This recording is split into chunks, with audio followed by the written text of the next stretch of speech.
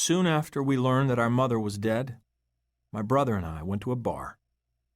We'd already worked the phones. Josh had called our grandparents, who'd been divorced for 40 years, but both still lived in Philadelphia. Grandpop said he'd booked the first flight he could, but air travel was snarled from the attacks 9 days earlier. Grandma was afraid of flying, so she stayed in her rented room in suburban Philly, wrecked and helpless. I called my dad's house in New Hampshire, but he wasn't home. Eventually, he called back. I told him she was dead, and a long pause ensued, one in a litany of silences between my father and me, stretching across the years since he'd left and the distance between us, thousands of miles, most of America. Finally, he said she was a good person, that he'd always cared for her.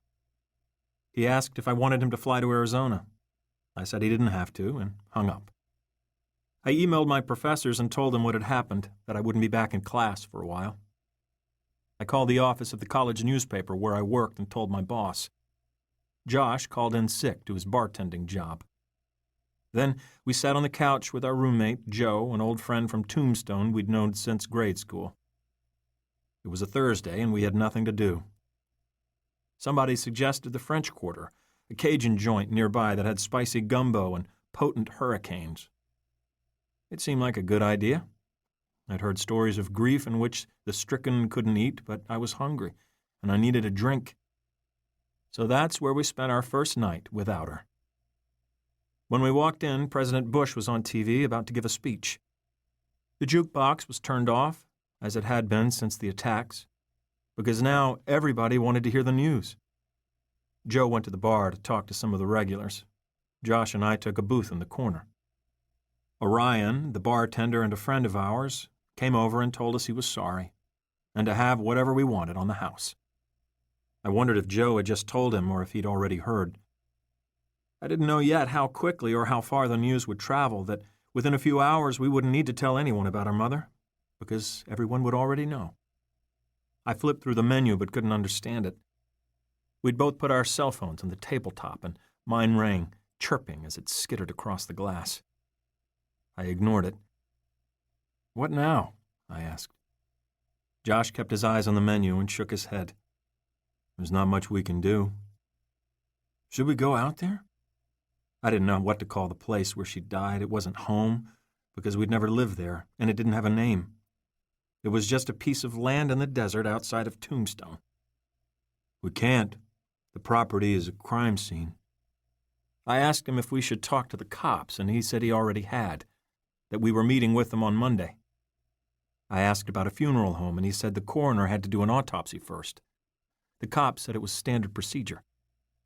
There was a long pause. My mother and her parents always said Josh was more like my father, difficult to read, and he looked like Dad too, sharp-nosed and handsome. I got more from my mother, they said, the dark and heavy brows, the temper, the heart on my sleeve. But if I was like my mother, why was I so numb? Food arrived. Through the windows I watched the sky outside go purple, and the traffic on Grant die down. A hot breeze blew through the open door. On television, President Bush identified the enemy, a vast network of terror that wanted to kill all of us. And finally, he said the name of a murderer. "Do you think Ray did it?" I asked. The police couldn't find our stepfather or the pickup truck he and my mother owned. He was the only suspect, but I didn't want to believe it.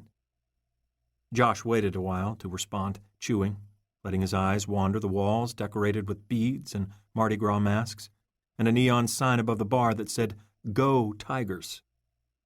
"We'll know for sure when they find him." A pool cue cracked and a ball fell into a pocket with a hollow knock. My phone rang again. I didn't answer. My voicemail was already full, and the calls kept coming, from distant family, my friends, her friends, acquaintances from Tombstone, people I hardly knew.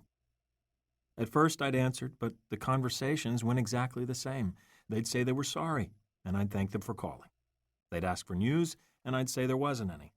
They'd ask if there was anything they could do, and I'd say no. It was easier to let them leave a message. On the TV, the president talked about a long campaign to come, unlike anything we'd ever seen.